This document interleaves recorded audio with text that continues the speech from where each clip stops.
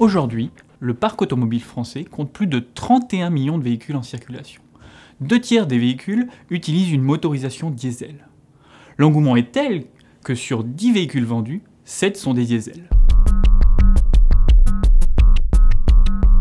La faible consommation des véhicules diesel, alliée à une fiscalité avantageuse, a favorisé l'essor de ce type de véhicule en France.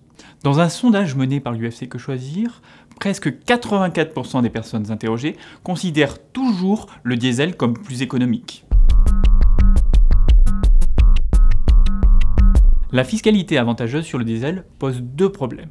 Premièrement, elle cache les marges excessives des raffineurs effectuées sur le diesel. Si l'on considère le prix hors taxe des carburants, on constate que le diesel coûte 5% plus cher que l'essence. Cette différence provient pour l'essentiel des marges de raffinage. Or, une plus faible taxation du diesel par rapport à l'essence cache aux consommateurs un prix plus élevé du diesel. Deuxième problème, la fiscalité avantageuse sur le gasoil fausse la perception des consommateurs sur la rentabilité des véhicules diesel.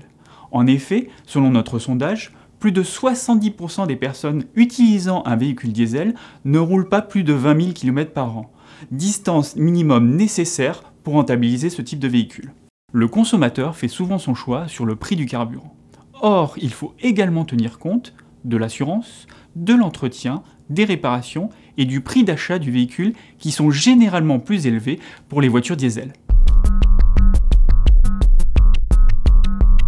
Lorsqu'on ajoute à cette problématique économique l'impact environnemental et sanitaire du diesel, comment justifier le maintien de l'avantage fiscal sur ce type de motorisation ? L'UFC Que Choisir demande donc au pouvoir public la mise en place d'un indicateur sur le coût kilométrique moyen de chaque véhicule afin que le consommateur puisse mieux estimer avant tout achat le coût global d'une voiture.